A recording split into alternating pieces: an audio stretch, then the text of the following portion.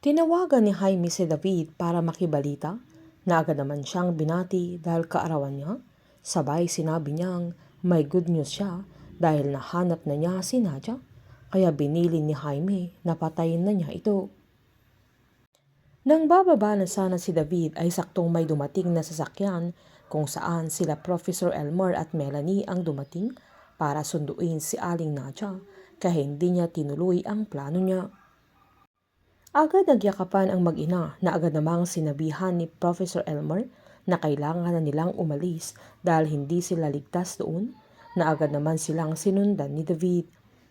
Umiiyak si Aling Nadia nang sabihin niya sa anak niya na patay na ang tatay niya dahil pinatay ni Justine, na dalawa na silang pinatay ng binata, una si Roland, pangalawa si Diego.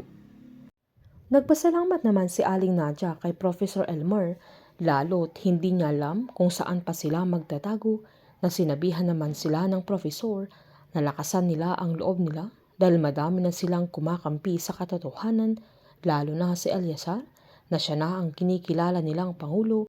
Sabay binigay niya yung cellphone niya kung saan live na nagrarally ang grupo nila. Sa speech ni Eleazar ay tinanong niya ang mga supporters niya kung alam nilang kaarawan ni Jaime sa araw na yun, na ang haba talaga ng buhay ng mga masasamang damo, na kahit si Satanas ay ayaw siyang kunin dahil baka kapag nasa impyerno na ay baka siya mismo ang papalit kay Satanas. Sabay humingi ng tawad sa Diyos kung masama siyang manalangin na sana yun na ang huling birthday ng isang masamang tao na katulad ni Jaime. Sabay kinantahan pa nila ng birthday song na yun na ang last birthday niya. Habang pinapanood nila Jaime yung live rally ay nanggagalitin na ito sa galit sa mga pinagsasasabi ng kapatid niya, kung saan palihim namang nagse-celebrate si Divine dahil lumalakas ang pwersa nila Rafael.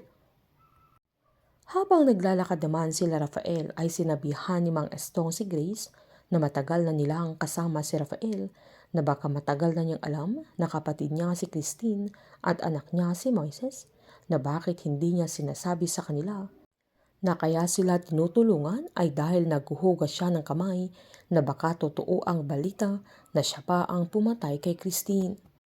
Nang makabalik sila sa bahay nila Matias ay agad pumunta si Rafael sa kwarto nila Moises, kung saan nakita niya yung drawing ng binata na plano niyang bahay na ito ang ipapatayo niya, kung saan naalala niya yung usapan nila noong nasa Crestwood pa ang binata, na pangarap talaga niyang maging arkitek, na kwento naman ni Rafael sa binata na arkitek din siya dati pero pumasok siya sa politika, na nanindigan si Moises na arkitek talaga ang gusto niya para matulungan niya ang pamilya niya at siya mismo ang magtatayo ng malaking bahay para sa kanila.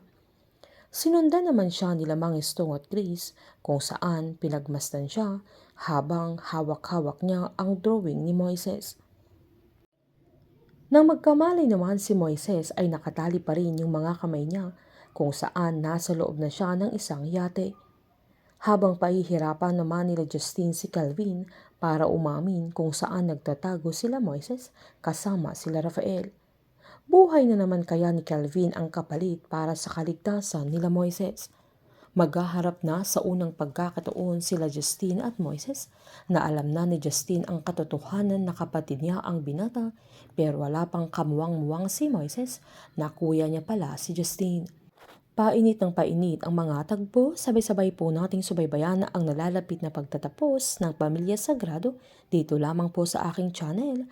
Patuloy lamang po manood at mag-subscribe para ma-update po kayo sa mga susunod na episode.